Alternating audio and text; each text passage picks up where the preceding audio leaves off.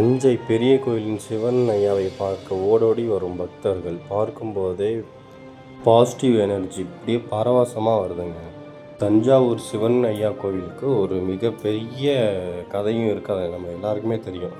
ஆனால் அதை விட மிகப்பெரிய ஒன்று இருக்குது. என்னன்னா, நீங்கள் கேட்கவே வேணாம் அவர்கிட்ட. அவர் முன்னாடி போய் நின்று மனசில் நினைங்க. அது சிவன் ஐயா நமக்கு ஒரு கண்டிஷன் போடுவார். என்ன அப்படின்னா, கோயிலுக்குள்ளே நுழையும் பொழுதே மன சுத்தமாக இருக்கணும், எந்த கெட்டெண்ணமும் மனசில் இருக்கக்கூடாது.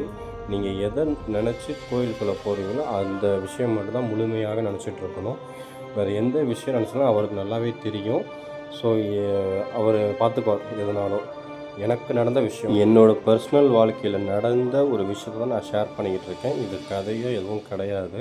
நம்ம தஞ்சாவூர் பெரிய கோயிலை பற்றி ஒரு பெரிய வீடியோ ரெடி பண்ணிக்கிட்டு இருக்கேன். அதை ரெடி பண்ணோன்னா நான் அப்டேட் பண்ணுவேன். கண்டிப்பாக தொடர்ந்து நம்ம சேனலில் பாருங்கள். எல்லாம் நல்லதே நடக்கட்டும். ஓம் நமச்சிவாயா.